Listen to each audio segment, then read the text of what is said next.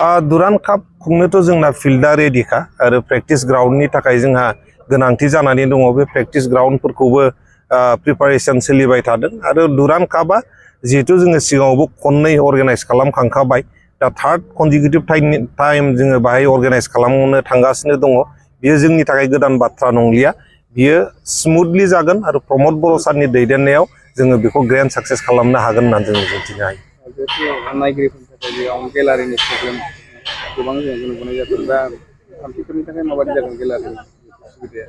गेलारिनि सुबिदाया नोंथांमोना नुदों जेनाखि सिगाङाव सान्दुं अखायाव जोङो नायनाङोमोन। दा सान्दुं अखानिफ्राय बारग'नो थाखाय बेहाय रुफिंनि बेबस्थाखौ प्रमद बर' सार दैदेननाय सरकार नाजाबाय थादों आरो दा मावनाया सोलिगासिनो दङ। दा बे मेट्सनि सिगां दुरान्ड काप जानायनि सिगां जोङो मिजिंथिनो हायो जेनाखि बे रुफिं होनाय बियो जोबजोबगोन आरो अखा बांखानिफ्राय सान्दुंनिफ्राय जोङो रैखाथि मोननानै जोङो मोजाङै जोंनि जेनाखि मेट्स बेफोरखौ जोङो नायनो हागोन होननानै जों मिजिंथिनो हायो।